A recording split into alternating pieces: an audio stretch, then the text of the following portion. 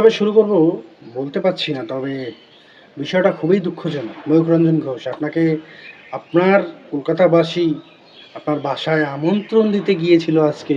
আমি তো জানতামই না। আসলে ময়ূকরঞ্জন ঘোষ এত কৃতিত্ব অর্জন করেছেন, যার কারণে আজ আপনাকে খুঁজতে গিয়েছে আপনার বাসায়। আপনাকে যে কি করবে আপনি জানেন না। এখন আপনার পুরো ভারতবাসী ক্ষেপে গিয়েছে আপনার উপর। কারণ একটাই, সেটা হচ্ছেন আপনি।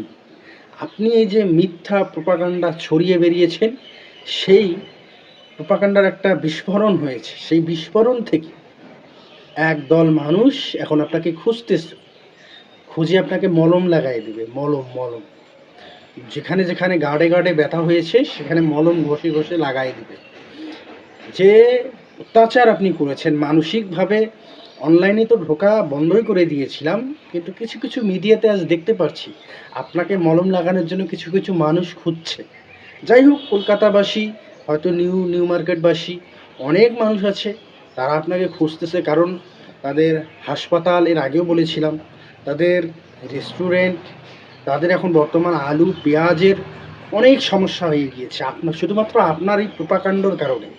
আপনি যেগুলো ঘটিয়েছেন, যে মিথ্যা নিউজগুলো করেছেন, সেই জন্য আপনাকে শুধু একটু মলম লাগানোর জন্য খুঁজতেছে, দ্যাটস ইট। আর এর থেকে বেশি কিচ্ছু না। আপনাকে একটু সুন্দরভাবে মলম লাগাই দেবে। কীভাবে লাগাই দেবে সেটা তো আপনি জানেন। মলমটা কীভাবে লাগায় সেটাও তো আপনি জানেন নাকি?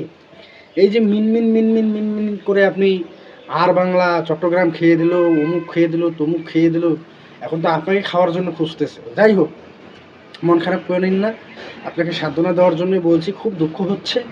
আপনাকে দাদা কি বলবো, সকাল থেকে আপনার নামে এত নিউজ দেখেছি, সকাল থেকে দেখতে দেখতে অবস্থা খারাপ। আপনাকে কংগ্রেস নাকি কংগ্রেচুলেশন নাকি না কংগ্রেস, যাই হোক, আমারও হয়তো ভুল হচ্ছে। আমি মনে করেন ভুল করে ফেলছি, কারণ আপনার নিউজ দেখতে দেখতে তো আমারও ভুল হয়। যাই হোক, আপনাকে অনেক ধন্যবাদ বাংলায় জানিয়ে দিলাম। আপনাকে মলম লাগানোর জন্য কিছু সংখ্যক মানুষ এখন মনে করেন খুঁজছে আপনাকে। আপনাকে হয়তো এই আর বাংলা যে নিউজ চ্যানেলটা রয়েছে সেটাও তো বন্ধ করতে পারে মনে হয়। হ্যাঁ, কারণ এখন আপনার দেশের মানুষই আপনাকে খুঁজছে, তাহলে বুঝুন বাংলাদেশের মানুষ আপনাকে কি করবে হাতের কাছে পেলে।